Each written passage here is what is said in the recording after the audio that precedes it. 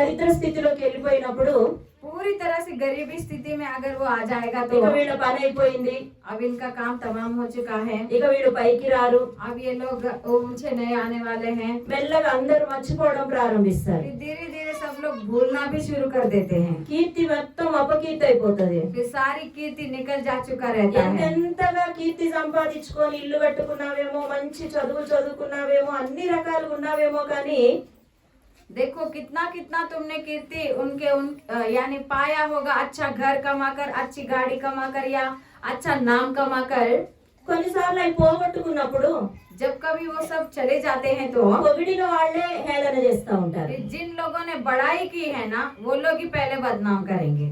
అవునా కాదా? होता है या नहीं ऐसा? అందుకే దేవుడు తోడుకుంటే చాలు. फिर इसलिए परमेश्वर अगर संग रहते हैं तो फिर बस काफी है। యెహోషువకు దేవుడు తోడుగా ఉన్నాడు. यहाँ पर यहोशू के संग यहोवा थे, అతని కీర్తి దేశమందంతటా వ్యాపించింది. और इसके कारण उसकी सारी कीर्ति सारे देश में फैल गई थी।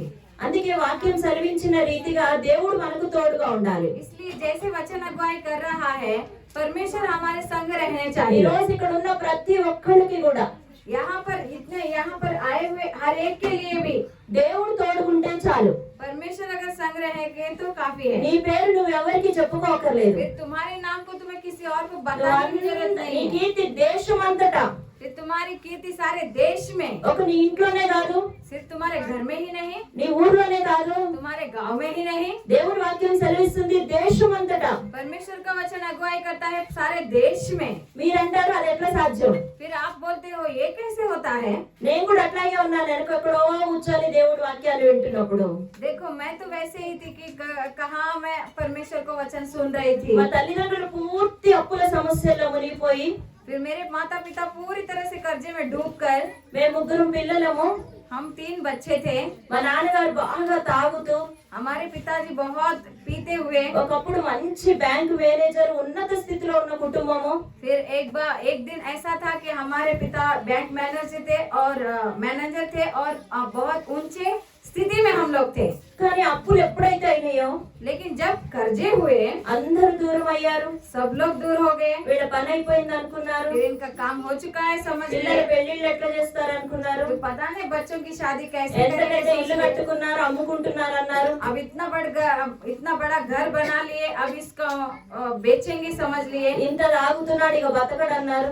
इतना पी रहा है तो फिर ये बचेगा नहीं बोल दिए। ఎంత కీర్తి వచ్చిందో जितना कीर्ति हुआ మొత్తం పోయింది. फिर सब कुछ निकल गया। నాకు పెళ్లి అయిన తర్వాత मेरी शादी होने के बाद में నా భర్త నాతో చెప్పారు, फिर मेरे पति ने मुझे बताया, యేసు ప్రభు దేవుడు ప్రార్థన చేసుకోరాదా అన్నారు. यीशु मसीह परमेश्वर है, प्रार्थना नहीं कर सकती हो क्या? बताया।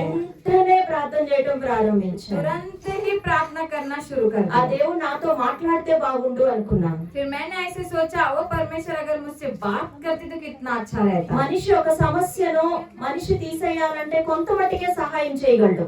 एक मनुष्य अगर चाहेगा कि किसी दूसरे मनुष्य की समस्याओं का समाधान करे तो फिर वो थोड़ा ही कर सकता మన है। సమస్యలన్నీ కూడా ఎవరు తీసివేయలేరు. हमारी सारी समस्याओं को कोई भी नहीं निकाल सकता అట్లా है। జీవిత కాలం, इस तरह सारे जीवन भर ప్రతి నిమిషం और हर क्षण में నాతో దేవుడు ఉంటే బాగుండు అనుకున్నా. फिर मेरे साथ परमेश्वर रहते तो कितना अच्छा होता, ऐसे मैंने मान लिया। అలా యేసు ప్రభు ఉంటే బాగుండు అనుకున్నా. फिर ऐसा यीशु मसीह अगर रहते तो फिर अच्छा रहता, ऐसा मैंने ఆ समझ దేవుడు लिया। నాతో మాట్లాడితే బాగుండు అనుకున్నా. फिर ऐसा अगर यीशु मसीह बात करते तो अच्छा होता, मान గదిలో समझ పెళ్లి लिया। తలుపు పెట్టుకొని బాగా ఏడ్చుకుంటూ నా తల్లిదండ్రుల కష్టాలన్నీ అప్పటి వరకు ఏ స్నేహితుడికి చెప్పని దేవుడికి చెప్పుకోవడం ప్రారంభించాను. फिर मैं एक घर में जाकर फिर कड़ी लगाकर तब तक किसी को न बताने वाले प्रॉब्लम्स को परमेश्वर के सामने फिर बताना शुरू कर दिया। ఇప్పుడు పాస్టర్ గారు చెప్పినట్టు కొండల తట్టు కన్నులెత్తుచున్నాను, నాకు సహాయం ఎక్కడి నుంచి వస్తుంది? अभी पास्टर जी ने जैसे हमें 121 भजन संहिता के द्वारा बताया कि हम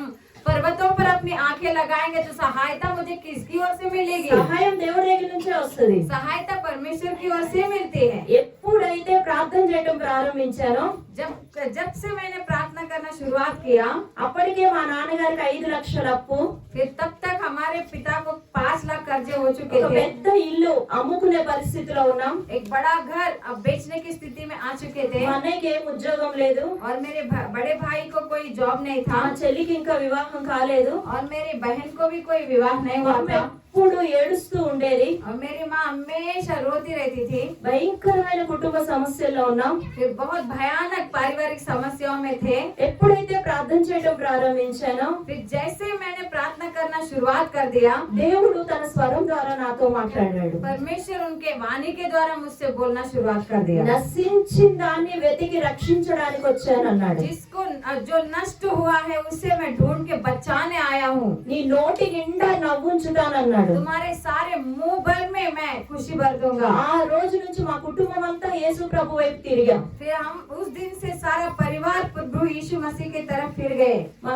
ఎప్పుడైతే దేవుని వైపు తిరిగామో जब हम प्रभु यीशु मसीह की तरफ फिर गए, మా భారం అంతా తగ్గడం ప్రారంభించింది. फिर हमारा सारा बोझ उतरना शुरू हो गया। నేను నా భర్త బాప్తిసం తీసుకున్నాం. मैं और मेरे पति बपतिस्मा ले चुके थे, కానీ लेकिन ఎప్పుడైతే బాప్తిసం తీసుకున్నామో जब जब बपतिस्मा ले चुके थे, దేవుడు ఇక నాతో మాట్లాడటం ప్రారంభించాడు. फिर जैसे बपतिस्मा लिया, फिर परमेश्वर ने बात करना शुरू कर दिया। నేను అనుకున్నాను फिर मैंने ऐसे सोचा, నోటి నిండా నవ్వుంటది అన్నాడు. फिर देखो मुंह में आनंद भरा रहता है ఈ करके రోజు बोला। బాగా ప్రార్థన చేసేదాన్ని. आज बहुत प्रार्थना करती थी, దేవుడు నాతో మాట్లాడాడు. परमेश्वर ने मुझसे बात किया। తెల్లారే 5 లక్షల సూట్ కేసు వాకిట్లో ఉంటది కాబోలు అనుకున్నా. ऐसा मैंने समझ लिया कि कल ही 5 लाख का बैग भरा हुआ मेरे घर के बाहर मिलेगा मुझे आंगन में। బ్యాగ్ లేదు, ఏమీ లేదు. बैग नहीं मिल रहा है, कुछ नहीं मिल रहा है। ఇంకా ఎక్కువ శ్రమలు కష్టాలు వస్తూనే ఉన్నాయి. फिर और ज्यादा तकलीफें और ज्यादा दुख मेरे जीवन में आ నాకు ही रहे ఏం हैं। చేయాలో అర్థం కాలేదు. क्या करूं समझ में नहीं आ रहा था।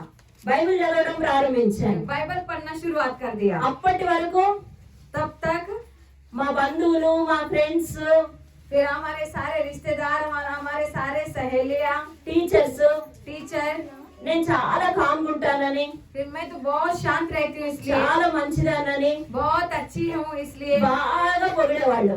बहुत बड़ाई करते थे। కానీ ఎప్పుడైతే బైబిల్ చదవడం ప్రారంభించానో तो जैसे ही मैंने बाइबल पढ़ना शुरुआत कर दिया, నా చుట్టూ 15 మంది ఉండేవాళ్ళు ఒక ఇంట్లో. फिर मेरे घर में मेरी 15 जन हमेशा इर्द गिर्द रहते ప్రతి थे। దానికి విమర్శించడం, फिर हमेशा मुझे कुछ ना कुछ बोल देना, కోపం వచ్చినట్టు మాట్లాడటం. फिर मुझे गुस्सा आने जैसे बात करना। ఇక నేను తట్టుకోలేను వాళ్ళని నిడతాను అనుకునే టైంకి फिर अब मैं सह नहीं सकती हूँ, अब मैं उनको डांटूंगी నువ్వు ऐसे కామ్గా समझ में। ఉండాలనేవాడు. फिर परमेश्वर बोलते थे चुपचाप रहो, అప్పుడే నేను నిన్ను ఆశీర్వదిస్తా అనేవాడు. तब भी मैं तुम्हें आशीष करूंगा करके ఇప్పుడు बोलते थे। చూడండి, ఈ బాటిల్లో వాటర్ ఉన్నాయి అనుకోండి, देखो अब उस बोतल में वाटर है, समझ लीजिए। మంచి నీళ్ళు ఉంటే తాగుతాం, देखो अगर वो अच्छा है तो फिर पियेंगे, మురికి నీళ్ళు ఉంటే अगर गंदा पानी है तो తాగుతానా? पी सकेंगे क्या? ఉపయోగపడతారా? फिर वो काम आएगा क्या? అట్లా బాటిల్ ఇసిరేస్తానా? फिर बोतल को फेंकेंगे क्या? फिर ఏం చేస్తాం? फिर क्या करेंगे? మురికి నీళ్ళు పడవేయాలా? पहले तो गंदे पानी को हम उल्टाएंगे, అప్పుడు फिर మంచి నీళ్ళు పోస్తే अच्छा पानी उसमें डालेंगे तो తాగడానికి ఉపయోగపడుతుంది. फिर वो पीने के लायक हो నేను जाएगा, ఎవరికైనా ఇచ్చినా ఉపయోగం. और किसी को दूंगी तो भी वो उपयोग का लायक మన रहेगा। జీవితంలో కూడా అంతే. हमारे जीवन में भी ऐसे ही, ముందు మనలో ఉన్నది మొత్తం తీసేసుకుంటే यानी पहले हम में जितना है वो सब निकाल फेंकेंगे तो మనం అనుకోవచ్చు నేను ఎవరి జోలికి వెళ్ళనండి. ऐसे समझते होंगे कि हम तो किसी के पल्ले जाते नहीं हैं। అప్పటి వరకు చాలా బాగా పెరిగాను నేను కూడా అమ్మగారి ఇంట్లో. फिर मैं तो बहुत अच्छी तरह से मेरी माँ के घर में पली बड़ी थी। అప్పుడే అత్తగారి ఇంటికి వెళ్ళాను కొత్తగా. फिर तब भी गई थी ससुराल में। మా ఇంట్లో పని వాళ్ళకి ఇట్లా అంటే టీయో కాఫీయో వచ్చేది. फिर जैसे मैं चुटकी बजाती तो फिर मेरे माँ के घर में फिर हमारे काम वाले चाय या कॉफी लेके आते थे। అత్తగారి ఇంట్లో फिर अब ससुराल में 15 మెంబర్స్ నన్ను అంటున్నారు. फिर अब 15 लोग मुझे चुटकी बजा रहे हैं। నేనా? కప్స్ కనబట్టలేదా? फिर देखो कप नहीं दिख रहे क्या? పళ్ళాలు కనబట్టలేదా? थाली नहीं दिख रहे, బట్టలు కనబట్టలేదా? कपड़े नहीं दिख रहे हैं। నాకు నేను मैं బట్టలు ఉతకాలా? मैं कपड़े धोऊं क्या? నేను గిన్నెలు తోమాలా? मैं बर्तन धोऊं क्या? నేనా? मैं దేవుని దగ్గరకు వచ్చాను. फिर प्रभु के पास आ गए। యేసయ్యా, यीशु मसीह, చూడు అందరూ నన్ను అంటున్నారు. देखो सब लोग मुझे ही बोल रहे हैं। నేను ఎంత మంచిదానో నీకు తెలుసు కదా. देखो मैं कितनी अच्छी हूँ, आपको पता है ना। నేను ఎవరిని ఏమన్నాను కదా. मैं तो किसी को कुछ नहीं बोलती हूँ నువ్వు ना। మాట్లాడావంటే నేను ఎంత గ్రేట్. फिर देखो तुम मुझसे बात किए या में मैं कितना ग्रेट हूँ। దేవుడు అన్నాడు నాతో, फिर परमेश्वर बोले मुझसे, నువ్వెవరు అన్నాడు. तुम कौन हो? అవును నేనెవరు? फिर मैं सोच रही थी, हाँ मैं कौन हूँ? దేశానికి ప్రధానమంత్రినా, क्या इस देश की प्रधानमंत्री हूँ मैं? ముఖ్యమంత్రినా, चीफ मिनिस्टर हूँ मैं? కలెక్టరా, कलेक्टर हूँ मैं? డాక్టరా? डॉक्टर हूँ मैं? నిజమే నేనేమి కాదు. सच में मैं कुछ भी नहीं हूँ ना। ఆ రోజు నుంచి उस दिन में మురికి నీళ్ళన్నీ తీసేసుకుంటున్నా. फिर उस गंदे पानी को निकाल रही हूँ। హల్లెలూయా, హల్లెలూయా. ప్రతిరోజు ఉపవాసం దాదాపుగా 40 days ఫాస్టింగ్, समझो लगभग 40 दिन उपवास, 40 రోజులు తింటాం, 40 दिन खाना, మళ్ళా 40 రోజులు ఉపవాసం. फिर 40 दिन उपवास। అప్పటికి నాకు సంవత్సరం పాప ఉంది. फिर तब तक मुझे 1 साल की बेटी थी నా భర్త వేరే దేశంలో ఉద్యోగంలో ఉన్నారు. और मेरे पति दूसरे देश में जॉब में गए थे। అక్కడ ఉన్న వాళ్ళందరిలో ఎక్కువ ఉపవాసాలు నేనే ఉంటున్నా. फिर उन जहाँ जितने लोग थे उनमें से ज्यादा उपवास मैं ही कर रही थी। ఎప్పుడు వంటగదిలో బైబిల్ ఉండేది, फिर हमेशा मेरे किचन में बाइबल रहता ఎప్పుడు था, బైబిల్ చదువుతూ ఉండేదాన్ని. हमेशा बाइबल पढ़ती रहती थी। ఎక్కడ మీటింగ్ అంటే అక్కడికి వెళ్ళేదాన్ని. फिर जहाँ मीटिंग है वहाँ जाती थी। నేను అనుకున్నా मैंने सोचा, నేను బాగా మారాను అనుకున్నా. फिर मैं बहुत बदल गई हूँ सोचा। సంవత్సరం అయింది. फिर 1 साल हो चुका था। దేవుడు నా నోటి నిండా నవ్వుంచుతానన్నాడు. फिर मेरे मुंह भर में आनंद भरेंगे करके परमेश्वर ने मुझसे बात కానీ किया, ఏమి కష్టాలు తీరలేదు. लेकिन कुछ तकलीफें गए नहीं। ఎందుకో అర్థం కావట్లేదు.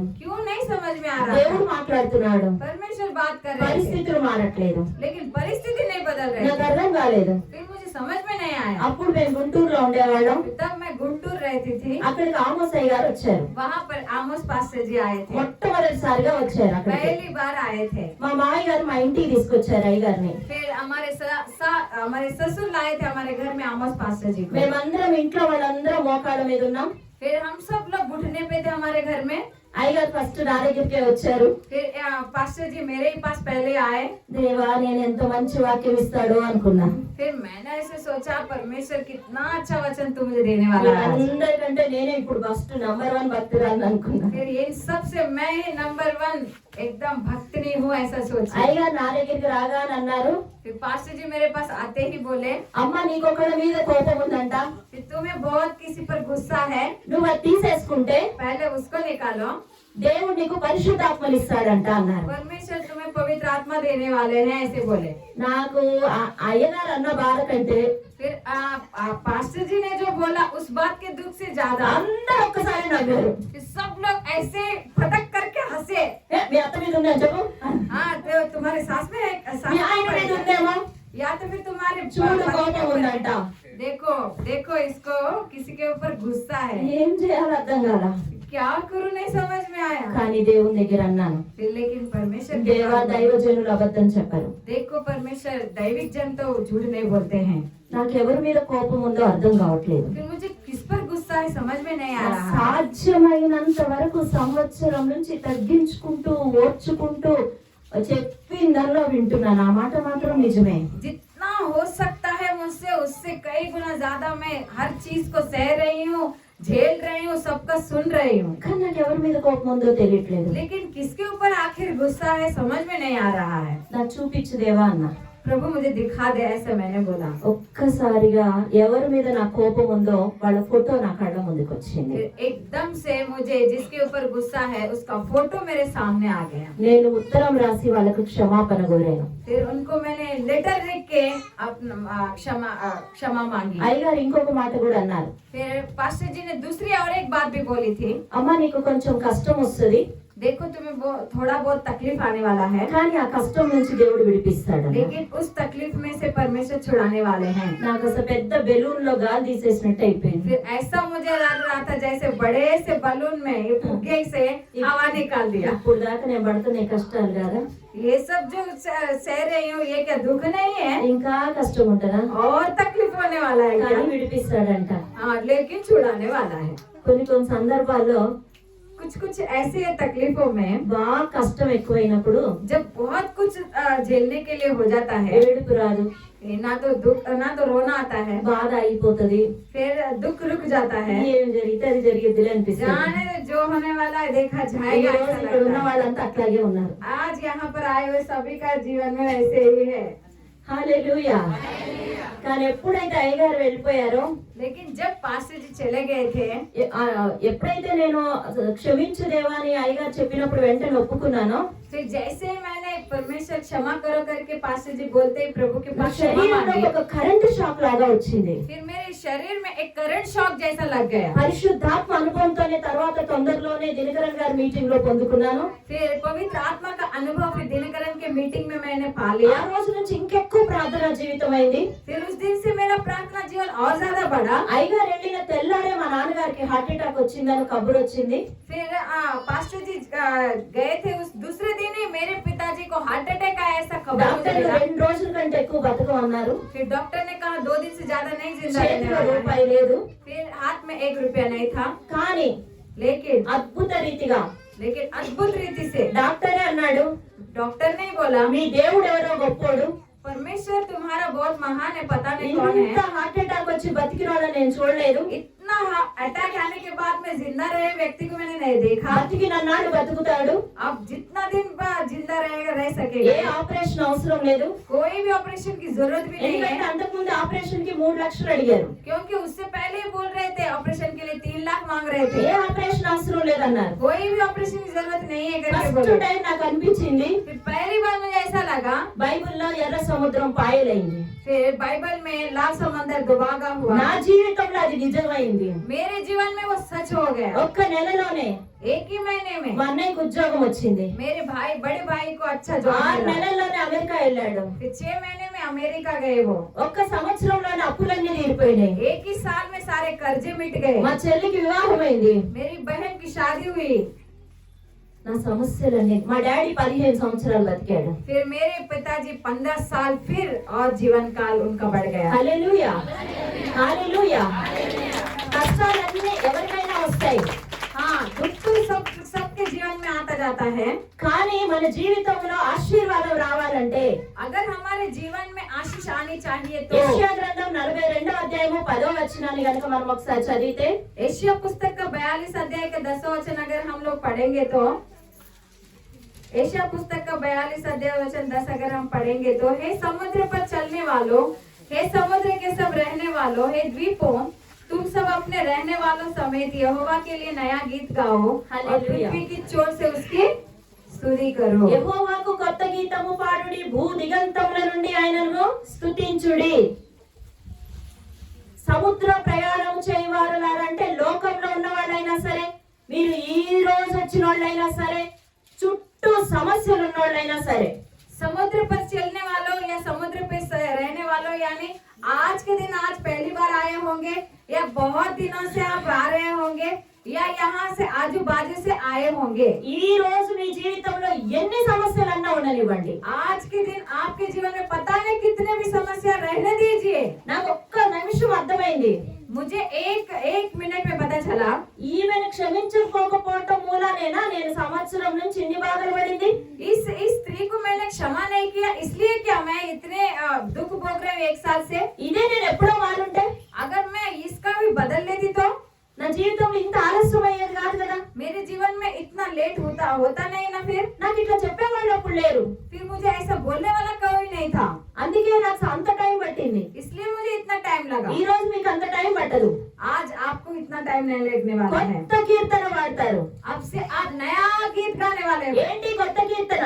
फिर ये कौन सा है नया गीत? దావీదు ప్రతి కీర్తనలో చాలా మటుకు మనం చూస్తే फिर दाऊद के हर भजन में अगर हम लोग देखेंगे तो శత్రువులు ఉన్నారు, शत्रु है, గర్విష్ఠులు ఉన్నారు, घमंडी है, బాధలు ఉన్నాయి, दुख है, కష్టాలు ఉన్నాయి. संकट है। దేవుడా परमेश्वर తీసేయని ప్రార్థన చేస్తాడు. निकालो करके प्रार्थना करते हैं। మళ్ళా కీర్తన చివరికి వచ్చేసరికి फिर भजन संहिता के आखिर में जब आते हैं, దేవుడికి స్తోత్రం, परमेश्वर की स्तुति हो, దేవుడు నాకు ప్రార్థన కష్టాలన్నీ తీసేశాడు, परमेश्वर ने मेरे सारे तकलीफें दूर कर दिए। కొత్త కీర్తన फिर नया गीत నీ జీవితంలో రోజు ఉండాలి, फिर तुम्हारे जीवन में हर दिन रहना चाहिए, కొత్త సాక్ష్యం ఉండాలి, नया गवाही रहनी चाहिए, ఆ పాత బాధలన్నీ పోవాలి. यानी पुराने दुख सभी जाने నేను चाहिए। రోజు అడుగుతాను. मैं रोज पूछती हूँ। ప్రకటన గ్రంథం 14:3 ఒకసారి చదవండి. देखो प्रकाशित वाक्य प्रकटीकरण 14:3 पढ़िए एक बार। 14 अध्याय वचन 3।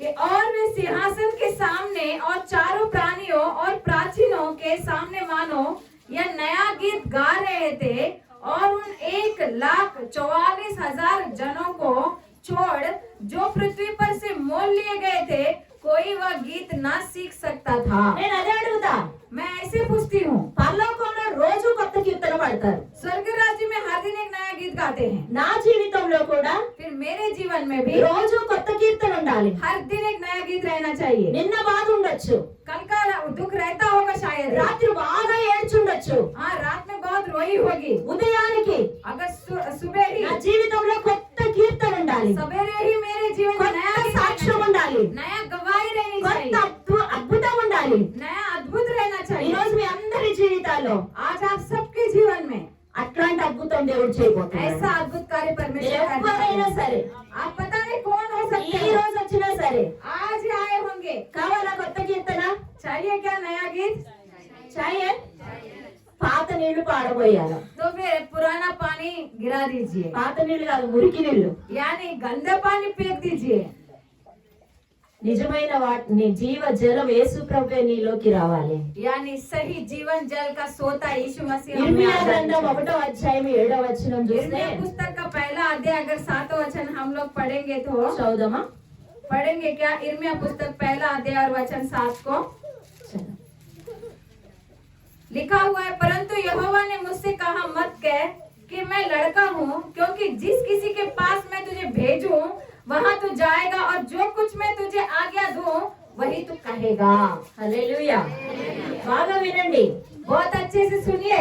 ఒక్కొక్క వాళ్ళకు ఒక్కొక్క రకమైన సమస్యలు. देखिए एक एक के लिए एक एक अनेक रीति से तकलीफ रहते నీకు होंगे। అసలు యేసు ప్రభు అంటే కూడా తెలియదేమో, देखो आपको यीशु मसीह यानी क्या है भी नहीं पता होगा, ప్రార్థన ఎలా చేయాలో తెలియదేమో, प्रार्थना कैसा करेंगे पता नहीं రక్షణ होगा, అనుభవం కూడా లేదేమో. और फिर थोड़ा भी अनुभव नहीं रहा होगा। ఈ రోజే నువ్వు మోకరించి ప్రార్థించడం ప్రారంభించి अगर आज ही घुटना टेक कर प्रार्थना करना शुरुआत करोगे యేసు तो, ప్రభువును వెంబడిస్తే यीशु मसीह के पीछे चलोगे तो తప్పకుండా కొత్త కీర్తన ఉంటది. फिर सच में नया गीत रहेगा। అయితే तो నీ జీవితంలో కూడా ఇంకా కొత్త కీర్తన కావాలా? फिर क्या तुम्हारे जीवन में भी नया गीत रहना चाहिए దేవుడు ఈ क्या? రోజు ఇక్కడ ఉన్న ప్రతి ఒక్కరిని यहाँ पर रहने वाले हर एक को తల్లి గర్భంలోనే ఎన్నుకున్నాడు. यानी माँ के कोख में से ही चुन लिया है।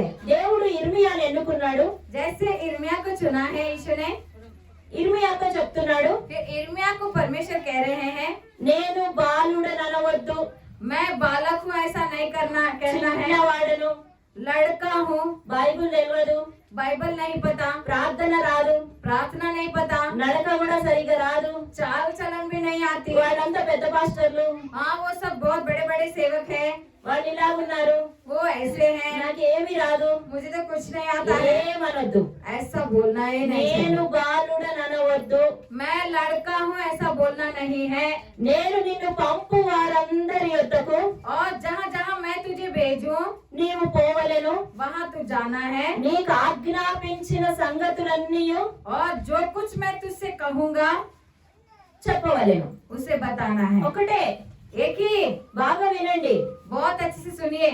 దేవుడు ఏమి చెప్పాడో परमेश्वर जो बताते हैं అవి చెప్పాలి. उसे बताना है, వెళ్ళమన్న దగ్గరికి और जहाँ जाने के लिए बोलते हैं వెళ్ళాలి. वहाँ जाना है। మనం ఏం మాట్లాడటానికి వీల్లేదు. हमें कुछ और बातें करने की जरूरत है ఇక్కడ भी ఉన్న వాళ్ళు नहीं। ఎవరైనా यहाँ पर रहने वाले कोई ఏ వంకలు చెప్పకుండా कोई भी बहाना न बनाते हुए దేవుడు చెప్పమన్న వాటిని చెప్తే परमेश्वर जो कुछ बोलने के लिए बोलते हैं वो నీ बोले देते జీవితంలో हैं। కొత్త కీర్తన. आपके जीवन में नया गीत। మా నాన్నగారు బాంబేలో ఉన్నప్పుడు मेरे पिताजी बॉम्बे में जब थे, మా పాపకు బాగా జ్వరం వచ్చింది. मेरे बेबी को बहुत बुखार आया था, 15 రోజులు ఉంది. 15 दिन था।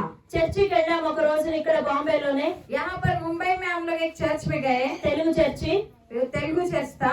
మేము అక్కడికి వెళ్ళి కూర్చున్నాక फिर वहाँ पर जाके बैठने के बाद में ప్రార్థన అంతా అయిపోయాక सारा प्रार्थना खत्म होने के बाद అక్కడ में ఒక సిస్టర్ చెప్తుంది, वहाँ एक सिस्टर बोल रही थी, అక్కడ కొత్తగా వచ్చింది ఆ అమ్మాయి మీదకి పైనుంచి దుప్పటి పడ్డట్టు అయింది.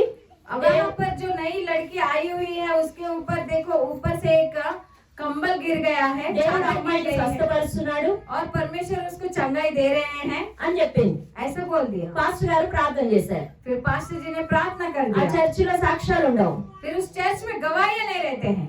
అంత అయిపోయాక सब कुछ खत्म होने के बाद में వాళ్ళందరూ వెళ్ళిపోతున్నారు. सब लोग जा रहे थे. 15 రోజుల నుంచి 15 दिन से అన్నం కూడా తినరు మా పాప.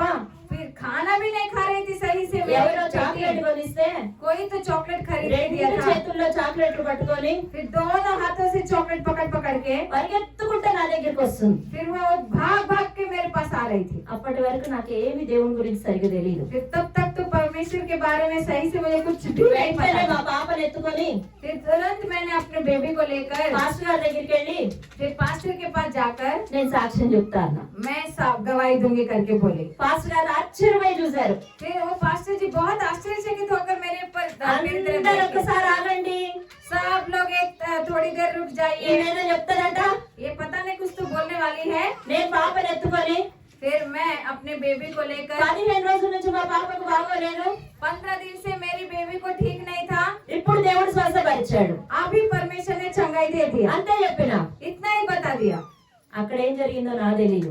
पता नहीं वहाँ पर क्या हुआ तो मुझे कुछ नहीं దేవుడు पता था. అనుకున్నాడు परमेश्वर सोचे జ్వరం తగ్గిస్తేనే अगर बुखार कम हुआ तो ही మొదటిసారి पहली बार బొంబాయి చర్చికి వచ్చి मुंबई चर्च आकर భయపడకుండా बिना डरे బాలుడు అనకుండా लड़का हूँ नहीं कहते हुए ఇంత సాక్ష్యం చెప్పింది. इतना गवाही दे दिया. ఈమె జీవితంలో నేను ఎప్పుడు వేళ్ళే చేస్తా. हाँ, इसके जीवन में मैं हमेशा भला ही करूँगा. దేశం అంతా తిరిగి చెప్తది. फिर पूरा देश घूम कर बताए. అందుకే మీ ఊరు వచ్చాను. इसीलिए आपके गाँव आ गई మా हूँ. ఇంట్లోనే నా పేరు తెలీదు. हाँ, मेरे घर को ही मेरे नाम पता नहीं. మా బంధువులకి ఎవరో నేను సరిగా తెలీదు. మా చెల్లి బాగా తెలుసు. हाँ, मेरी बहन को अच्छी तरह से पता है. सारे रिश्तेदारों को भी नहीं पता. స్కూల్లో నాకేం పెద్దగా ఎవరి నాకు టీచర్లకి నేను పెద్ద ఫేమస్ కాదు. हाँ, मेरे टीचरों को भी मैं बहुत बड़ी इतना फेमस नहीं थी. కానీ దేవుడు నన్ను ఫేమస్ చేశాడు. लेकिन परमेश्वर मुझे फेमस कर रहे हैं. దేవుడు తోడుగా ఉంటే परमेश्वर संग रहेंगे तो అతని కీర్తి దేశం అంతటా फिर వ్యాపిస్తుంది. उसकी कीर्ति सारे देश में फैल जाती ఎంత है. మూల ఉన్న స్థితిలో ఉన్నా సరే, पता नहीं किसी कोने पे पड़े होंगे. నేల మీద ఉన్నా సరే, अगर जमीन पे हो तो, దరిద్ర స్థితిలో ఉన్నా సరే, दारिद्र स्थिति में हो तो, ఎవ్వరికి పనికిరాని స్థితిలో ఉన్నా हाँ, సరే, किसी को काम भी नहीं आ रहे होंगे. దేవుడు నీకు ఏమి ఆజ్ఞాపించాడో, परमेश्वर जो कुछ आज्ञा देते हैं, నేను ఎవరి దగ్గరికి వెళ్ళమన్నాడో तुम्हें जिसके पास जाने के लिए कहते हैं, వాళ్ళ దగ్గరికి వెళ్ళి अगर उनके पास जाकर చెప్పబడిన మాటలు చెప్పాలంతే. जो कुछ बताने के लिए कहे वो बताना है बस. చెప్తారా? बोलेगे क्या? ఎట్లా చెప్పాలి, ఎవరికి చెప్పాలని మీరు అనుకుంటారు. फिर क्या बोलूं, कैसे बोलूं, ऐसे सोचते हो. మా అమ్మోళ్ళ జీవితంలో కష్టాలన్నీ తీరిపోయినాయి. अब मेरे माँ के जीवन में सारे तकलीफें दूर हो తర్వాత गए. నాకేం చేయాలో అర్థం కాల. फिर मुझे क्या हो करना है समझ में नहीं आया. నాకు ఒక్కతే కూతురు. मुझे एक ही बेटी है. టీచర్లు కొడతారేమోనని फिर टीचर मारेंगे करके ఆమె స్కూల్లోనే టీచర్ గా చేరాను. फिर उसी स्कूल में मैं टीचर बन गई. 24 ఎప్పుడు ఫస్ట్ అవర్ నుంచి లాస్ట్ అవర్ వరకు నేను అన్ని క్లాసెస్ చెప్తా ఉండేదాన్ని. फिर पहले आवर से लेकर लास्ट आवर तक मैं ही सारी बातें सिखाती रहती ఇంతకు थी. ముందు గంటలు గంటలు ప్రార్థన, अभी इससे पहले तो घंटों घंटों 5 प्रार्थना. నిమిషాల ప్రార్థనకు వచ్చింది. फिर 5 मिनट की प्रार्थना तक आ బిజీ गया. కదా.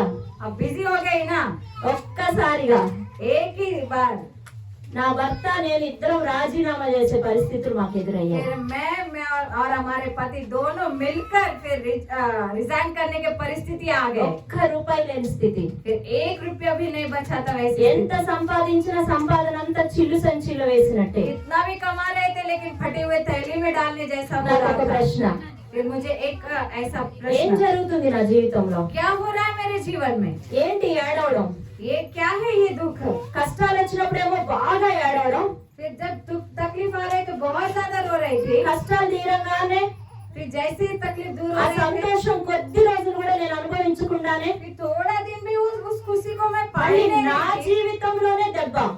फिर मेरे ही जीवन में कोई ना कोई मार. ఇప్పుడు ఎవరి దగ్గరికి వెళ్ళగలం? अब मैं कहाँ पर जाऊँ? ఎవరి దగ్గర చేయి చాపగలం? कहाँ पर जाके हाथ फैलाऊं? పేరుకు పెద్ద ఉద్యోగం, हाँ, नाम के लिए तो बहुत बड़ा जॉब है కానీ ఆశీర్వాదం లేదు. लेकिन आशीष नहीं है. కొత్త కీర్తన ఇప్పుడు నా జీవితంలో లేదు. नया गीत नहीं है अभी పాత मेरे जीवन में. కీర్తనే ఉన్నది. हाँ, वही पुराना गीत है. సంతోషం లేదు, खुशी नहीं है, సమాధానం లేదు.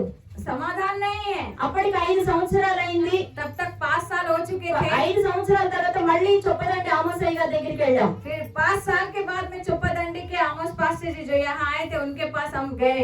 అయ్యగారు మాకు వాక్యాలు తీసి फिर पास्टर जी ने हमें वचन सुनाकर, మీరు దేవుడు చెప్పినట్లు వింటే अगर तुम लोग परमेश्वर जैसा कहेंगे वैसा करोगे तो మీరు ఎక్కడున్నా దీవించబడతారన్నారు. तुम कहीं भी रहोगे फिर आशीष पालोगे, ऐसे बोल दिए।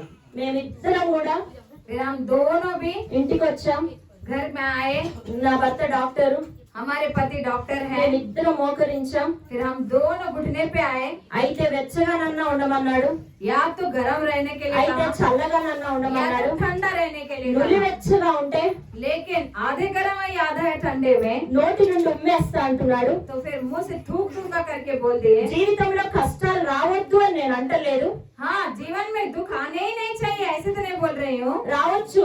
हाँ, आने दो। క్రైస్తవ జీవితంలో కూడా కష్టాలు రావచ్చు. मसीह के जीवन में भी दुख आते होंगे, కానీ ఎట్లుండాలంటే लेकिन ऐसा रहना चाहिए జ్వరం వస్తే 1 or 2 days లో తగ్గినట్టు ఉండాలి. जैसे बुखार आता है तो फिर 1 या 2 दिन में चला जाता है, वैसे रहने चाहिए। తలనొప్పి వస్తే సాయంత్రానికి తగ్గినట్టు ఉండాలి. सर दर्द आता है तो शाम तक जैसे मिट जाता है, वैसे रहनी चाहिए। జీవితం మీద దెబ్బ పడేటట్టుగా ఉండదు. हाँ, जीवन के ऊपर मार लगने जैसा नहीं रहनी चाहिए। గుండె పగిలేటట్టు ఏడ్చే దినాలు నాకు వద్దు ప్రభా. हाँ, इस तरह मेरा दिल में तकलीफ होने जितना तकलीफ नहीं आने दे प्रभु। నువ్వేం చేయమంటే అది చేస్తా. परमेश्वर तू जो कहेगा मैं करूंगी।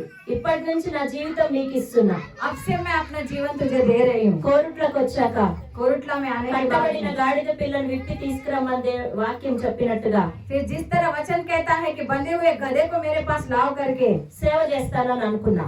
सेवा करूंगी करके सोच నేను लिया। బాలుడని అనవద్దు, मैं लड़का हूँ करके ఏ बोला బైబిల్ नहीं। ట్రైనింగ్ చేయలేదు, ఎక్కడికి వెళ్ళలేదు, సేవ అంటే ఏంటో తెలియదు, మాది గుంటూరు.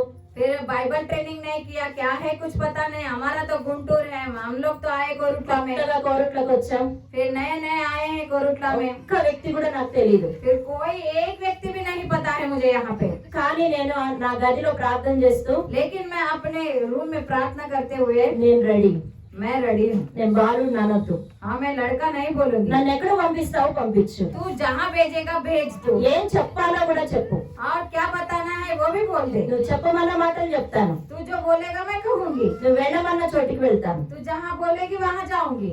ప్రార్థన చేయడం ప్రారంభించాను. प्रार्थना करना शुरुआत कर दिया। నాకు ఒక దర్శనం వచ్చింది. मुझे एक दर्शन आया। ఒక రోడ్డు చూపించారు. एक एक రోడ్డు एक रोड दिखाया।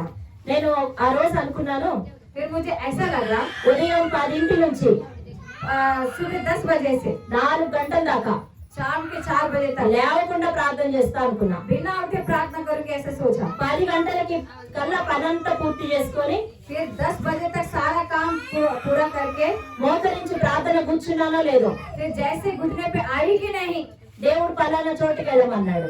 ऐसे जगह में जाओ करके प्रभु ने मुझे నేను दिखाया। అన్నాను, मैंने कहा దేవా हे परमेश्वर, అసలే ఈ రోజు 10 నుంచి 4 దాకా ప్రార్థన చేద్దాం అనుకున్నా.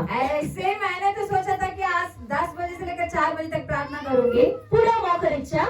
अभी तो मैंने घुटने पे आई, 5 నిమిషాలు కూడా ప్రార్థన చేయలేదు. 5 मिनट भी मैंने प्रार्थना नहीं किया। అక్కడికి వెళ్ళమంటున్నావేంటి? उधर जाने के लिए बोल रहे हो क्यों? 5 నిమిషాలు ఆగి వెళ్తా అన్నా. फिर 5 मिनट और रुक के जाऊंगी करके నాకు बोला। గాలిలో అక్షరాలు కనబడ్డాయి. फिर मुझे हवे में अक्षर दिखाई दिए। బలి అర్పించుట కంటే, हाँ, कि బలిదాन बलिदान चढ़ाने से మాట వినుట శ్రేష్టము. अधिक श्रेष्ठ बात सुनना है।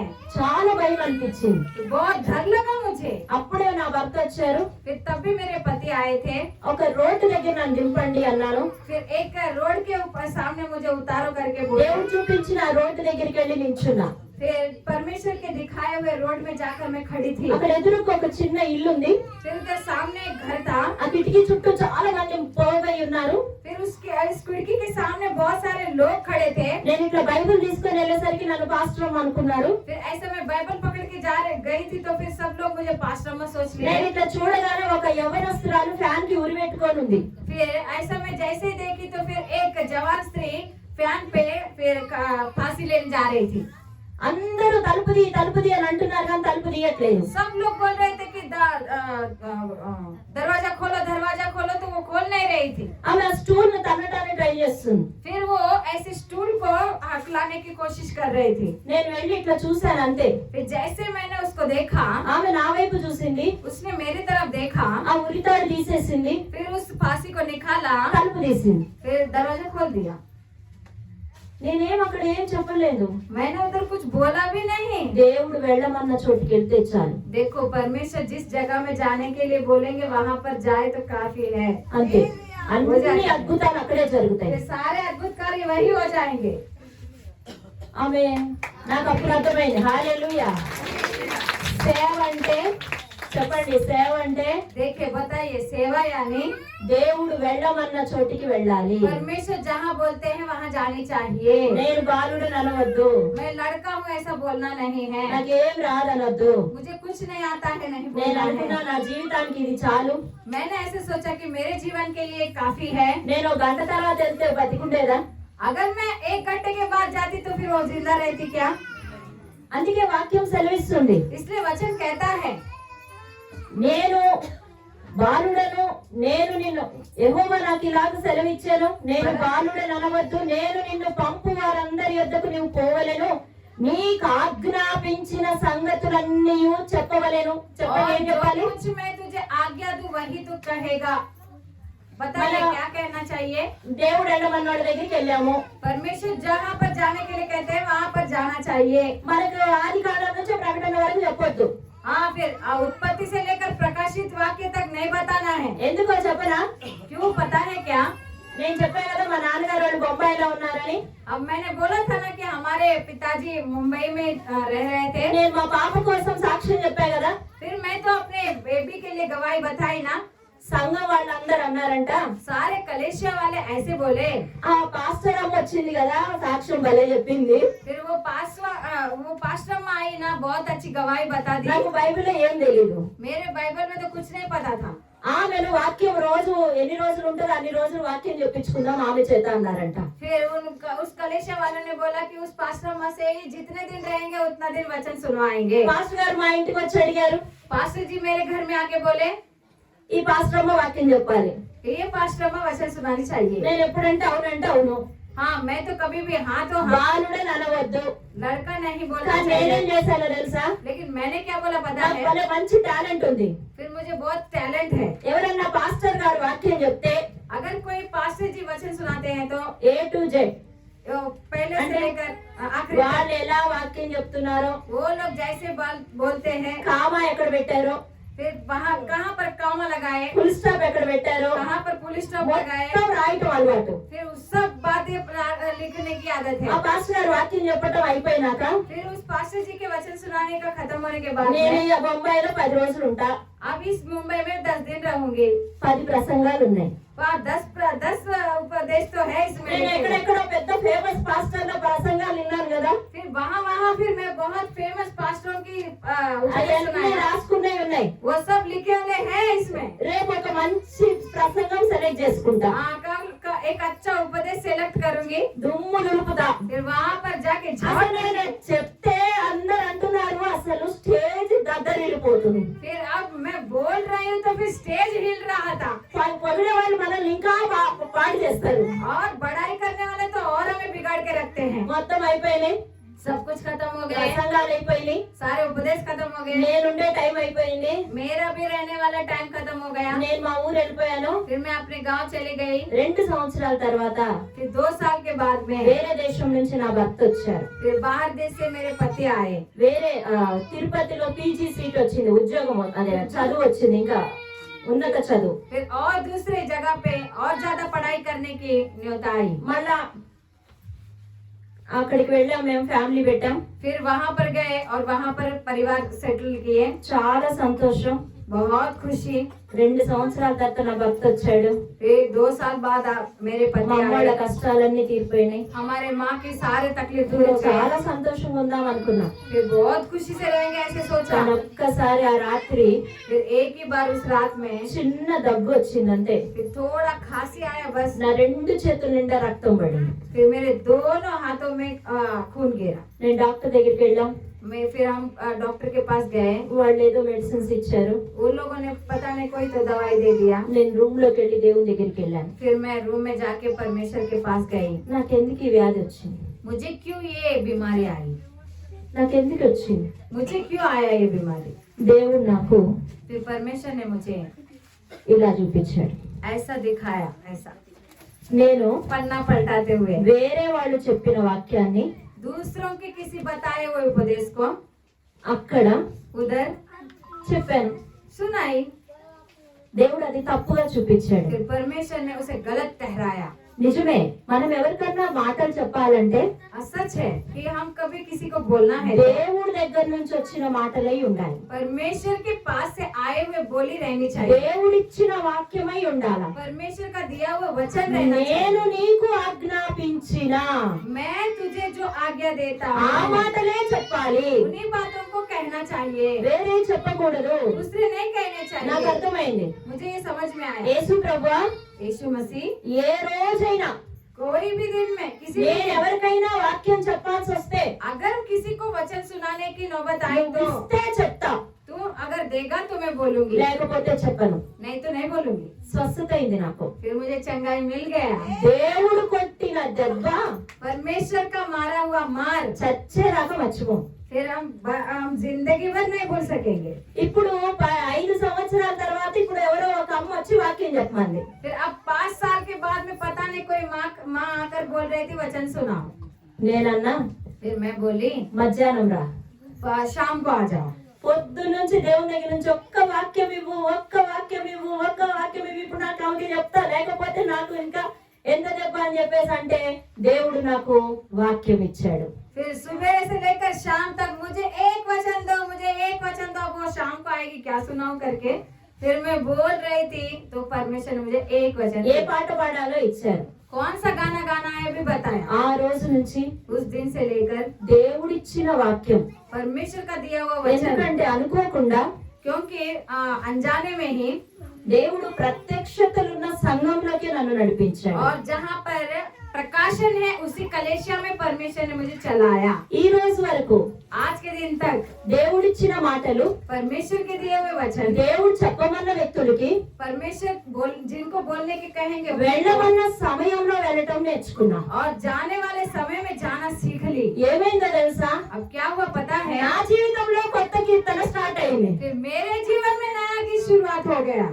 చిల్లు సంచి కుట్టివేయబడింది. फिर यानी फटा हुआ थैली सिया ఏమీ गया। లేని స్థితిలో ఉన్న మా జీవితంలో నా భర్తను దేవుడు ఆశీర్వదించడం ప్రారంభించాడు. मेरे कुछ नहीं था मेरे जीवन में, मेरे पति को परमेश्वर आशीष करना शुरुआत कर दिए। అన్ని రీతులుగా దేవుడు మమ్మల్ని దీవించాడు. हर रीति से परमेश्वर ने आशीष दे दिया। ఒక్క రూపాయి లేని స్థితిలో వచ్చాం. 1 रुपया भी नहीं था उस समय ఆత్మీయంగా में। దీవించాడు. आत्मीयता से परमेश्वर ने आशीष दिया శారీరకంగా అభివృద్ధి పరిచాడు. और शारीरिक रीति से परमेश्वर ने बढ़ाया। 20 సంవత్సరాల నా సేవలో अब 20 साल के मेरे सेवा में కొత్త కీర్తన, नया गीत। నేను ఎవ్వరికి తెలియని నా పేరు फिर मैं कुछ मेरा नाम किसी को नहीं पता था, కోరుట్ల ప్రాంతం అంతా తెలిసేటట్లుగా सारे कोरुटला में जान गए। యెహోవా యెహోషువకు తోడై ఉండెను. यहोवा यहोशू के संग रहा। ఈ రోజు దేవుడు నీకు తోడుగా ఉండాలా? परमेश्वर आपके संग रहने चाहिए क्या? దేవుడు ఏది చేయమంటే వెంటనే కాదనకుండా చేయండి. फिर परमेश्वर जो कुछ करने के लिए बोलते हैं वो बिना कुछ बहाना బాలుడు बनाए ఏమి వంకలు పెట్టకండి. हाँ मैं लड़का हूँ यानी जनता नहीं करके बोलना नहीं है। ఒక ప్రైవేట్ స్కూల్లో చేస్తే अगर एक प्राइवेट स्कूल में करोगे तो మహా అయితే 2000-3000 వచ్చాయేమో. हाँ 2 या 3 हजार रुपए आते होंगे, కానీ ఈ రోజు लेकिन आज నా చెయ్యిని పైన ఉంచాడు. परमेश्वर मेरे हाथ को ऊंचा किया है। ఈ ఆశీర్వాదం అభివృద్ధి చూస్తే నేను ఎంత ఆలస్యం చేశానో అనిపిస్తుంది. फिर ये आशीष और ये उन्नति देखती हूँ तो फिर कितना मैंने देरी किया ऐसे सोचती हूँ। కొత్త కీర్తనించాడు నా జీవితంలో దేవుడు. नया गीत रचा के रखा है परमेश्वर ఈ ने రోజు मेरे ఇక్కడ जीवन ఉన్న में। వాళ్ళందరి జీవితంలో కూడా यहाँ पर जितने लोग हैं उनके सारे ఏ जीवन में వంకలు చెప్పకండి. कोई भी बहाना मत बनाइए। కీర్తన 147 3వ వచనం చదువుకుంటే 147 भजन संहिता का 3रा वचन अगर हम लोग ध्यान करेंगे तो చదువు. 147 यानी 47 भजन संहिता और 147 3. గుండె చెదరిన వారిని ఆయన బాగు చేయవాడు, వారి గాయములు కట్టువాడు. वह खेदित मन वालों को चंगा करता है और उनको उनके शोक पर मरहम पट्टी बांधता है। గుండె చెదరిన వారిని బాగు చేయవాడు. खेदित मन वालों को चंगा करने वाला। లోకంలోని డాక్టర్స్ అందరూ కూడా अगर इस दुनिया में जितने डॉक्टर्स हैं, నీకెక్కడన్నా దెబ్బ తగిలితే अगर कहीं पर मार लगा तो దాని లోతు ఎంత ఉందో కనుక్కొని फिर उसकी गहराई कितना है वो जानकर కుట్లేస్తారేమో, फिर उसको बांधते होंगे ఆపరేషన్ చేస్తారేమో, या तो ऑपरेशन करते होंगे। ఏదో ఒకటి తెలుస్తుంది వాళ్ళకి. हाँ, उनको कुछ तो कुछ पता हो जाता జ్వరం है। వస్తే థర్మామీటర్ పెడితే నీకు ఎంత జ్వరం వస్తుందో ఎంత ఉందో తెలుస్తుంది. फिर बुखार आया तो पता चलता है थर्मामीटर लगाने से कि कितना आया है। బాధను కొలిచే సాధనం ఎంత మటుకు లేదు. हाँ, लेकिन दुख कितना है उसको बताने वाला कोई भी साधन अभी तक आया नहीं है। గుండె చెదిరిపోయిన వాళ్ళని, खेदित मन वालों को। ఈ రోజు నీ జీవితంలో ఈ సమస్య ఏదన్నా కావచ్చు. हाँ, तुम्हारे जीवन में समस्या पता नहीं कोई నీ भी हो గుండె सकता है। చెదిరిపోయిందేమో, हाँ, तुम्हारा मन खेदित हो चुका होगा। పైకి నీకు ఏ గాయాలు లేవేమో, हाँ, ऊपर से कोई भी नहीं दिख रहे होंगे घाव। ఎవరు చూసినా నీకేంటి అనేటట్టుగా ఉన్నారేమో. हाँ, ऐसा लग रहा होगा तुम्हें क्या है ऐसा सब కానీ देख रहे हैं। లోపల నీకున్న గాయాలు लेकिन अंदर तुम्हें जो तकलीफें हैं అవి చూసేది దేవుడు మాత్రమే. उन घावों को देखने वाला परमेश्वर ही నీ है। గాయం ఎంత లోతైంది, ये घाव कितना गहरा है, నీకెంత బాధ ఉన్నది, कितना दुख है, అన్ని చూసేది ఆయనే. सब कुछ देखने वाला वही है। నా జీవితంలో కూడా అనేక సందర్భాల్లో రకరకాల సమస్యలు వచ్చినప్పుడు, मेरे जीवन में भी तरह तरह की तकलीफें मेरे जीवन में जब आ रहे సేవల थे, సమస్యలు వచ్చినప్పుడు, सेवा में तकलीफें आ रहे थे तो మా పాప వివాహ విషయంలో मेरी बेटी के विवाह के विषय में చాలా మంది 25 ఏళ్ల నుంచి అందరు అడగడం ప్రారంభించారు. 25 साल से ही सारे लोग पूछना शुरुआत कर दिए। 25 అయింది, 25 साल हो गए, పెళ్ళెప్పుడు? शादी कब है? 26 అయింది, 26 हो गए, పెళ్ళెప్పుడు? शादी कब है? 27 అయింది, 27 हो गए, పెళ్ళెప్పుడు? शादी कब है? ఒక ఆమె అంటుంది, फिर एक माँ बोल रही थी, మేడం నువ్వు సేవలో ఉండి हाँ तुम मैडम आप तो सेवा में है ना, బాగా బిజీగా ఉన్నావు కదా, बहुत बिजी हो ना। పాప పెళ్లి చేయడం మర్చిపోయినట్టున్నావు. हाँ, अपनी बेटी की शादी करना भूल गए क्या? కానీ लेकिन ప్రతిరోజు हर दिन నేను దేవుని దగ్గరికి వెళ్ళి परमेश्वर के पास जाकर గుండె లోతులో ఆ బాధ ఎంతో అది అనుభవించే వాళ్ళకే తెలుస్తుంది. फिर उस दिल की गहराई में वो घाव कितना रहता है, वो जो लोग अनुभव कर रहे हैं उनको पता रहता మీకు है। ఎప్పుడన్నా సమాధి కార్యక్రమం చూసారా? చచ్చిపోయిన వాళ్ళని సమాధిలో ఒకరు పెడతారు, कभी कभी समाधि कार्यक्रम को देखा है, जो मरे हुए हैं ఆ उनको సమాధి తవ్వుతారు కదా, उस समाधि को खोदते हैं ना, పెట్టెలో మనిషిని పెడతారు కదా, और उसको वहाँ पर रखते हैं, पेटी को रखते हैं, తాళ్ళు పెట్టి కడతారు కదా, फिर उसको ऐसे रस्सी बांध कर छोड़ते हैं ना। ఆ తాళ్ళు కిందకి దింపుతూ ఉన్నప్పుడు అసలు నిజంగా ఆ మనిషికి ఏమనిపిస్తుంది? फिर देखो वो रस्सी जब छोड़ते हैं तो फिर उस इंसान को क्या लगता होगा? ఇక ఆశలు ఏం లేవు, फिर अब कोई आशा नहीं है, ఇది భూమి మీద నేను అయిపోయింది, फिर अब इस पृथ्वी में खत्म हो चुके हैं, నా పరుగు అయిపోయింది, अब मेरा दौड़ खत्म हो నేను चुका है, పెట్టుకున్న కోరికలన్నీ పోయినాయి. ये सारे जितने मैंने आशा रखा हुआ है गए हैं। అలాంటి స్థితిలో ఉన్నప్పుడు కూడా ऐसी स्थिति में रहने पर भी, మీలో కొంతమంది అలా ఉన్నారు. ऐसे स्थिति में है कुछ लोग यहाँ पे, దేవుని వాక్యం చెప్తుంది తెలుసా, परमेश्वर का वचन ऐसा बोलता है, సమాధిలో నుండి నీ ప్రాణాన్ని విమోచించువాడు ఆయనే. समाधि से भी तुम्हारे प्राण को छुटकारा देने वाला वही है। ఇప్పుడు చదవనవసరం అవసరం లేదు కానీ 88వ కీర్తనలో ఉంటది, अभी मत पढ़िए, लेकिन 88 भजन संहिता में रहता है, మనుషులు ఎవ్వరూ లేని చోట जहाँ पर इंसान नहीं दिखते हैं वहाँ पर ఒక పెద్ద గుంట తవ్వితే अगर बहुत गहरी खाई अगर उसको खोदेंगे तो ఆ గుంటలో చీకటి ఉంటే उस खाई में अंधेरा हो तो, ఆ చీకట్లో నువ్వు పడిపోతే अगर उस अंधेरे में तुम गिर जाते हो तो నువ్వు ఎవరికి కనబడవు, तुम किसी को नहीं दिखोगे, నీ కేకలు ఎవరికి వినబడవు. तुम्हारी चीख किसी को नहीं सुनाई देगी। ఎక్కడో నీళ్లు ఉన్నాయి, कहीं पर पानी है, ఆ చీకట్లో ఆ నీళ్ళల్లో నువ్వు పడిపోయి ఉంటావు, उस अंधेरे में तुम गिर गए होंगे, ఆ నీళ్ళల్లో నీ కొస ప్రాణం ఉంటుంటది. हाँ उस पानी में पता नहीं तुम्हारा आखिरी प्राण ऐसा छटपटा అక్కడ रहा ఉన్న होगा। వ్యక్తిని కూడా ఎవరు చూడలేనట్టుగా उस जगह में कोई नहीं देखता है, कोई इंसान वहाँ पर उस जगह నేను में అలాగే जाता है। ప్రార్థన చేశాను, मैंने वैसे ही प्रार्थना किया, దేవా हे परमेश्वर నా పరిస్థితి ఇట్లా ఉంది, मेरी परिस्थिति ऐसी है। అగాధమైన గుంటలో పడ్డాను, हाँ गहरी खाई में मैं गिर गई, దేవా हे प्रभु చీకటి గల చోట్లలో अंधेरे जगह में, నీళ్లలో पानी में, ఏ మనిషి చూడలేని పరిస్థితిలో నా పరిస్థితి ఉన్నది. कोई इंसान नहीं देखने वाले परिस्थिति में मैं हूँ। ఫోన్ లో ఎక్కడికి వెళ్ళాలన్నా अगर फोन में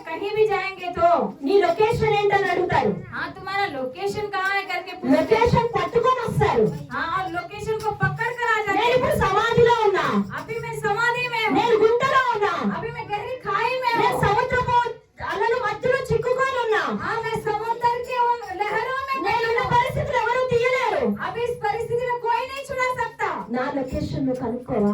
मेरी लोकेशन तू नहीं जान पा నా रहा है, లొకేషన్ కనుక్కోదేవా? मेरी लोकेशन को पहचान तू। భూమి మీద ఎక్కడ ఏ ప్లేస్ కైనా లొకేషన్ పెట్టుకొని వచ్చేస్తున్నారు. पृथ्वी में कहीं भी जाओ वहाँ पर लोकेशन पकड़ कर आ रहे हैं। నా లొకేషన్ కనుక్కో. मेरी लोकेशन को जान लो।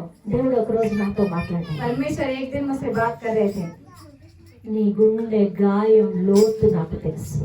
तुम्हारे दिल के घाव की गहराई मुझे पता है। గుండె చెదరిన వారిని ఆయన బాగు చేయాలి. खेदित मन वालों को चंगा करता है वो। ఎంత సేవ చేస్తున్నా సరే पता नहीं कितना सेवा कर रहे होंगे। నీకు ఒకదాని మీద ఒకటి మహిమ నుండి అధిక మహిమకి వెళ్ళడానికి. हाँ, एक महिमा से ऊपर अधिक महिमा మా आ रहा తల్లిదండ్రుల होगा। జీవితంలో వచ్చిన కష్టాలు నేను రక్షణలోకి రావడానికి మా కుటుంబం అంతా. हाँ, मेरे माता पिता के जीवन में आए हुए तकलीफ अवतार में आने के నా लिए, కుటుంబంలో వచ్చింది ఏదన్నా నేను సేవలోకి రావడానికి. और मेरे परिवार में आए हुए तकलीफ मेरे सेवा में आने के लिए, సేవలో వచ్చిన సమస్యలు ఇంకా దేవుని దగ్గర నేర్చుకోవడానికి. और सेवा में आने वाली समस्या और प्रभु में सीखने के लिए, అధికంగా దేవుడి మీద ఆధారపడటానికి. और ज्यादा परमेश्वर के सहारे जीने के लिए, ఎక్కువగా అభిషేకంలోకి వెళ్ళడానికి. और ज्यादा अभिषेक पाने के लिए, దేవుడితో నీకు ముఖాముఖి సంబంధం కలిగి ఉండడానికి. परमेश्वर से मुखामुख दर्शन पाने के लिए। దేవుడు ఏ వ్యక్తిని విడిచిపెట్టాడు. परमेश्वर किसी को नहीं छोड़ता है। ఆయనకి నీ లొకేషన్ తెలుసు. परमेश्वर को तुम्हारा लोकेशन నిన్ను पता है। కనుగొని నీ దగ్గరికి వస్తాడు. परमेश्वर जान लेगा और आएगा तुम्हारे మీరు पास। అనుకుంటున్నారు तुम लोग सोच रहे होंगे, దున్నువాడు ఎప్పుడు భూమిని దున్నుతానే ఉంటాడా? क्या जोतने वाला हमेशा जोतता ही रहेगा? ఎప్పుడు కష్టాలు అని మీరు అనుకుంటున్నారు కానీ हमेशा तकलीफ सोच रहे होंगे।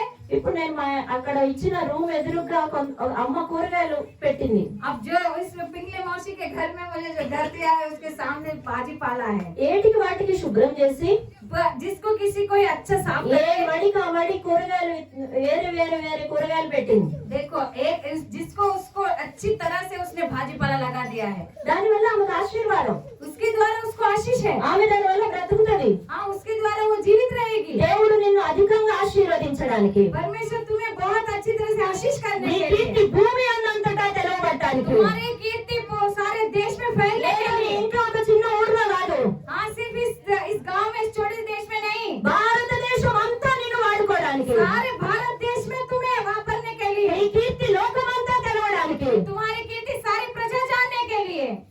నీకు కొన్ని మార్గాల గుండా నడిపిస్తూ ఉన్నప్పుడు परमेश्वर तुम्हें कुछ चीजों में चलाते हुए, ఆ దున్నటం ఎప్పుడు ఆపేస్తాడు అంటే वो उस वक्त खोदना कब रोकते हैं पता నువ్వు है? ఆయన ఎదగమన్న స్థితికి ఎదిగేంత మాట. जब तुम उनके जगह में पहुंचोगे, तो जहां वो पहुंचाना चाहते हैं वहां पहुंचोगे तो, ఏ స్థితిలోనైనా चाहे ఆయన నువ్వు ఏ స్థితిలో ఉండాలనుకుంటున్నాడో वो क्या चाहते हैं कि तुम ఇంకా और అధికమైన ఆశీర్వాదం. ज्यादा ऊंचाई में और ज्यादा आशीषों में। యెషయా 28:29 చదువుకుందాం. देखो एशिया पुस्तक का 28-29 पढ़ेंगे। 28:29 एशिया 28-29 पढ़ेंगे। ఆశ్చర్యమైన ఆలోచన శక్తియు అధిక బుద్ధియు అనుగ్రహించువాడు ఆయనే. దేవుడు ఈ రోజు నీకు देखो एशिया 28-29, జనులు మొత్తం చదువు. यह भी सेनाओं के यहोवा की ओर से नियुक्त हुआ है, वह अद्भुत युक्ति वाला और महाबुद्धिमान है। హల్లెలూయా. మనం దేవుడి దగ్గర నేర్చుకోవటం ఇంకా అయిపోయింది అనుకుంటున్నామేమో. हम ऐसे सोच रहे हैं कि अब परमेश्वर के पास सीखना हो चुका है, మనం రోజు నేర్చుకునే వాళ్ళంగా ఉండాలా. लेकिन हम रोज सीखने वाले रहने నువ్వు चाहिए। నేర్చుకోవడం ఆపేసినప్పుడు अगर हम सीखना रोकते हैं तो ఒక్క స్థితిలో ఉండిపోవద్దు.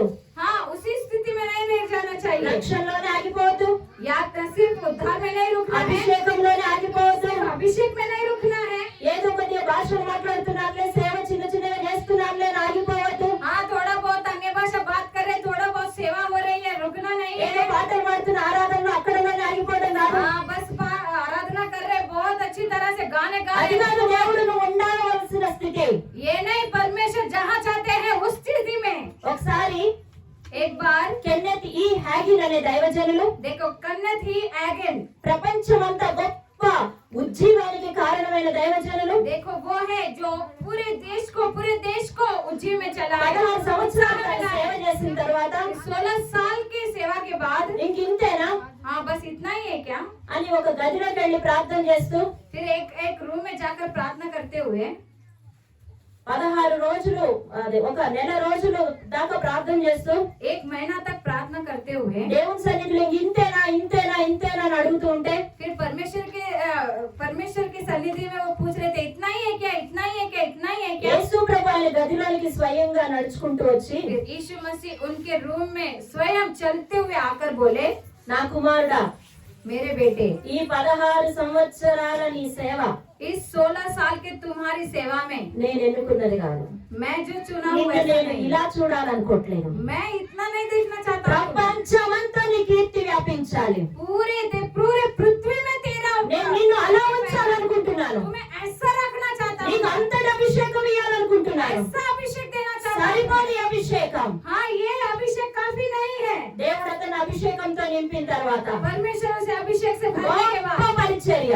बहुत ऊंची। ఆయన ఉన్న ఒక్క గ్రామంలోనే కాదు, हाँ, सिर्फ उसके गांव में ही नहीं, ప్రపంచమంతా పరిచర్యలో पूरे पृथ्वी में ఈయన उसकी సాక్ష్యం सेवा। విని इसकी गवाही सुनकर చెన్నై పట్టణంలో चेन्नई देश में ఇప్పటికి కూడా ఉన్నారు సాధు సుందర్ సెల్వరాజ్ అనే దైవజనులు. फिर अभी भी है साधु सुंदर सेल्वराज करके। దేవా నువ్వు అమెరికా వాళ్ళకే దేవుడువా? क्या तुम अमेरिका के ही परमेश्वर हो क्या? నాకు కాదా? मेरे को नहीं हो क्या? నాకు కూడా అటువంటి అభిషేకం కావాలి. मुझे भी ऐसा अभिषेक चाहिए। అలాగే ప్రార్థన చేశారంట. ऐसा ही प्रार्थना ఆయన किया। గదిలో కూడా యేసు ప్రభు వచ్చి फिर उनके रूम में भी यीशु मसीह चल के గొప్ప आकर అభిషేకంతో నింపి बहुत बड़े अभिषेक से भर के ప్రపంచ వ్యాప్తంగా వాడుకుంటున్నాడు. फिर अभी सारे पृथ्वी में उनको वापस దేవుడు నీకు తోడుగా ఉండాలంటే परमेश्वर अगर आपके साथ रहने हैं तो మనం దేవుని దగ్గర నేర్చుకోవాలా. परमेश्वर के पास सीखना चाहिए। పైనుంచి మనం తర్వాత చదవండి, దున్నువాడు విత్తునకు నిత్యము దున్నునా. देखो फिर बाद में पढ़िए कि फिर जो जोतता है कि हमेशा जोतता है, రోజు మనల్ని కొట్టడు. हमेशा बांटता నువ్వు नहीं है। నేర్చుకోవాల్సినంత నేర్చుకుంటే, जितना सीखना है उतना सीखने के बाद ఎదగవలసినంతగా ఎదిగితే, और जितना ऊंचा होना है उतना ऊंचा होने के बाद में జీలకర్ర ఎట్లా నాటాలి, फिर साजीरा कैसे लगाना है, నల్ల జీలకర్ర ఎట్లా నాటాలి, फिर साजीरा को कैसे जीरे को कैसे लगाना है, మిరప ఇత్తనాలు అంచులు అమ్మట ఎట్లా వేయాలి, फिर इस मिर्ची के बीजों को कैसे गहराई में डालना है, ఇవన్నీ విత్తనాలు విత్తే విధానం వేరు, और इन सारे बीजों को रखना अलग है కొయ్యటం కూడా వేరు. और उसको काटना भी अलग है। ఇప్పటికి వరకు దేవుడు నీకు ఆలోచన శక్తి ఇస్తున్నాడేమో, अभी तक आप लोगों को सोचने की కానీ शक्ति दे रहा అధికమైన है, ఆలోచన శక్తి, लेकिन अधिक बुद्धि అధికమైన అబుద్ధి. यानी अद्भुत युक्ति, महाबुद्धि। పౌలు భక్తుడు కొరింథీ సంఘంతో చెప్తూ अब पौलुस भक्त कह रहा है कोरिन्थ ఆత్మ कलीसिया से, సంబంధమైన आत्मा के अनुसार కృపావరం ఏదైనా अगर वरदान कोई भी మీకు ఇచ్చుటకు तुम्हें देने के लिए, మిమ్మల్ని చూడవలెనని तुम्हें देखने के लिए మిమ్మల్ని అపేక్షించుచున్నానని बहुत अपेक्षा करता हूँ। రోమీయులకు రాసిన పత్రిక रोमा का लिखा हुआ 1వ पत्री అధ్యాయం 12 వరకు చెప్తున్నారు. पहला अध्याय वचन 12 में लिखा हुआ है। అలాగే మనం కూడా उसी तरह हम भी ముందు మనం నింపబడాలి, पहले तो हमें भरना है మన ద్వారా ఇతరులకు అభిషేకాన్ని విడుదల చేయాలి. और फिर हमारे द्वारा दूसरों को నువ్వు నేర్చుకోవాలి, अगर हम सीखेंगे నీ तो, ద్వారా ఆ కృపావరం ఇతరులకు విస్తరించాలి. और हमारे द्वारा ये वरदान दूसरों को फैलना चाहिए। ఏది దేవుడు నీకు నేర్పించాడో जो कुछ परमेश्वर तुम्हें सिखाते हैं అది నువ్వు ఇతరులకు ఇచ్చేవాడిగా ఉండాలి. और वो दूसरों को देने जैसे रहना అందుకు चाहिए। అపోస్తలుల బోధలో ఉండాలి. फिर उसके लिए हमें प्रेरितों के उपदेश में रहना चाहिए। ఎలీషా ఏలియాని వెంబడించినట్టుగా एलिशा एलिया के पीछे जैसे चले, నేను ఆత్మలో నాకు రెండంతల పాలు కావాలి. वो एलिशा बोल रहा था मुझे आत्मा में दुगना हिस्सा నేను चाहिए। నిన్ను విడిచిపెట్టను, मैं नहीं छोड़ूंगा तुझे, ఎరికోలో విడిచిపెట్టను, और ना ही छोड़ूंगा तुझे, బేతేల్లో విడిచిపెట్టను, बेतेल में नहीं छोड़ूंगा, ఎక్కడ విడిచిపెట్టను. यरीहो में भी नहीं छोड़ूंगा। నాకు అభిషేకం కావాలి. मुझे अभिषेक चाहिए। నేను నీకు కనబడితే అభిషేకం వస్తుంది అన్నాడు. हाँ, मैं अगर दिखूंगा तो फिर तुम्हें अभिषेक आएगा करके बोले। ఏలియా రథముల మీద ఎత్తబడ్డాడు. फिर एलिया रथों के द्वारा लिए गए थे। ఎలీషా బట్టలు చింపుకొని ఏడుస్తున్నాడు. फिर एलिशा अपने कपड़े फाड़ कर रो నా रहा है, తండ్రి, मेरे पिता, నా తండ్రి, मेरे पिता, ఇశ్రాయేలుకు రథము రౌతు నువ్వే కదా, इस्राएल के रथ और रथ तू ही है ना, ఇప్పుడు నువ్వు వెళ్ళిపోతున్నావు, अब तू जा रहा है, నేను ఇప్పుడు ఎట్లా అన్నట్టుగా फिर अब मैं क्या करूं करके। ఆ ఆశ, वो जो आशा है, ఆ తపన यानी वो भूख, वो प्यास, ఆయన మీదకి రెండంతల అభిషేకం फिर వచ్చింది. उनके ऊपर दुगना దుప్పటి अभिषेक దిగొచ్చింది. और चादर गिर पड़ी। ఒకసారి ఇట్లాగే నేను ఒక దినకరన్ గారి మీటింగ్ వెళ్ళాను.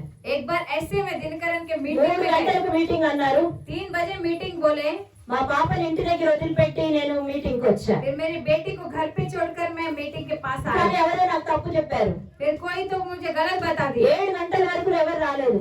7 बजे तक भी कोई नहीं आया। ఎండలో గ్రౌండ్ లో కూర్చున్నాను. फिर धूप में मैं उस ग्राउंड में बैठी थी। కింద ఏదో అయస్కాంతం వేసినట్టుగా ఉంది. फिर नीचे के समझो कोई लोचिंबक है। నా పక్కన ఒక ముసలమ్మ ఉన్నది, తోడించి పంపించారు. फिर मेरे बाजू में एक बूढ़ी माँ थी, मुझे मेरे साथ మనసులో भेजा। చాలా భయం అవుతుంది. फिर मेरे मन में बहुत घबराहट छूट మా रही పాప थी। సంవత్సరం పాప.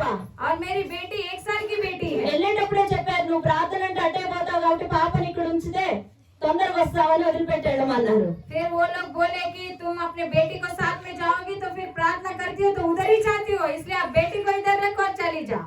7 అయిపోయింది. 7 बीत चुका था। ఇక నన్ను ఏమంటారు అని భయపడుతూ, దేవా నాకైతే నేనైతే వాక్యం వినాలి, నేను ఇక్కడే ఉండాలి అని ప్రార్థన చేసుకుంటున్నా. 7 बज चुके थे और फिर मैं ऐसे प्रार्थना कर रही थी कि हे परमेश्वर, 8 అవుతుంది, నా గుండె వేగం పెరుగుతుంది. फिर 8 बज रहे थे, मेरे दिल के धड़कन तेज हो रही थी। అప్పుడు నా కళ్ళ ముందుకు ఒక హస్తం ఇట్లా వచ్చింది. फिर मेरे आंखों के सामने मेरे एक ऐसा हाथ आया। దాంట్లో మా పాప పడుకొని ఉన్నది. फिर उस हाथ में मेरी बेटी सोई हुई थी నా చెవులకు ఒక స్వరం వినబడుతుంది. और मेरे कान को एक आवाज सुनाई दे रही है। శైలి 8 గంటలకు నిద్రపోయింది అని. फिर शैनी 8 बजे सो गई है करके నాకు అనిపించింది, मुझे ऐसा लगा। ఏం జరిగినా నేను ఇక్కడి నుంచి వెళ్ళను. फिर पता नहीं कुछ भी होने दो, लेकिन मैं ఆశ గల ప్రాణాన్ని ఆయన తృప్తిపరిచే దేవుడు. यानी अगर आशा रखेंगे तो वो तृप्त నీకు करता है। యేసు ప్రభు కావాలంటే ఆశ కావాలి. फिर अगर आपको यीशु मसीह चाहिए तो उसकी आशा भी रहनी నీకు चाहिए। పరిశుద్ధాత్మ కావాలంటే ఆశ కావాలి. पवित्र आत्मा चाहिए तो आशा रहनी నీకు चाहिए। కృపావరం కావాలంటే దప్పికుండాలి, ఆశ ఉండాలి. वरदान चाहिए तो उसकी अब दाह उसकी भूख तुम्हें प्यास उसकी रखनी चाहिए। దినకరన్ గారు వచ్చి వాక్యం చెప్పి ప్రార్థన చేస్తుండగానే ఆకాశం తెరవబడి గొప్ప వెలుగు నా మీదకి వచ్చి నేను అన్య భాషల్లో మాట్లాడుతూ ప్రార్థన చేయడం ప్రారంభించాను. दिनकरन जैसे ही आए वचन सुनाए तो फिर आकाश जैसे खुल गया और आत्मा उतरा और बहुत अन्य भाषा के साथ బలమైన అభిషేకంతో నింపబడ్డాను. बहुत ऊंचे अभिषेक मुझे मेरे ऊपर उतरा। నా చేతిలో 10 రూపాయలే ఉన్నాయి. फिर मेरे हाथ में 10 ही रुपए थे। ఆ మీటింగ్ అంతా అయిపోయింది. सारा मीटिंग खत्म हो चुका था। పరిశుద్ధాత్మ నాలోకి వచ్చాడు. पवित्र आत्मा मुझ में आए, నాకేమీ తెలియదు. लेकिन मुझे कुछ नहीं पता था। అద్భుతాలు ప్రారంభమైనాయి. फिर अद्भुत होने लगे। ఎట్లాగో తెలుసా, कैसे पता है? నేను వెళ్ళి నించున్నాను. मैं ऐसे जाके खड़ी थी। రాత్రి అందరూ ఆటోలు 30 రూపాయలు అంటున్నారు. फिर रात में सारे लोग बोल रहे थे 30 रुपया 30 నా रुपया చేతిలో ऑटो 10 वाले। రూపాయలే ఉన్నాయి. लेकिन मेरे हाथ में 10 ही ఒక थे। ఆటో అతను వచ్చి 10 రూపాయలు ఇచ్చి ఎక్కండి, మీ ఇల్లు మా ఇంటి దగ్గర అని ఎక్కించుకొని వెళ్ళాడు. फिर एक ऑटो आया कि कहाँ पर है तुम्हारा घर, देखो 10 रुपए में ले जाऊंगा करके ले गया। నేను ఇంటికి వెళ్ళగానే मैं घर जाते ही మా వాళ్ళందరూ అన్నారు, मेरे सारे घर वाले बोले। శైలి 8 గంటలకు నిద్రపోతే ఇటు తిరిగింది, ఇటు కూడా తిరగలేదు అన్నారు. फिर शैनी 8 बजे सोई तो ऐसी सोई ना ऐसी भी पड़ गई। హల్లెలూయా, హల్లెలూయా. 12 అవుతుంది, నాకు ఇంకా ప్రార్థన చేసుకోబోతుంది. फिर 12 बज रहा तो मुझे और प्रार्थना करने का డాబా मौका మీదకి मिला। వెళ్ళి ప్రార్థన చేయడం ప్రారంభించాను. फिर ढाबा के ऊपर जाके यानी ऊंचे ऊपर जाके मैं प्रार्थना कर रही थी। నా కళ్ళ ఎదురుగా ఒక వ్యక్తి కనబడుతున్నాడు. फिर मेरे आंखों के सामने एक व्यक्ति दिख रहा था। సిగరెట్ తాగుతున్నాడు. फिर वो सिगरेट पी रहा था। మెట్ల మీద ఉన్నాడు, కళ్ళు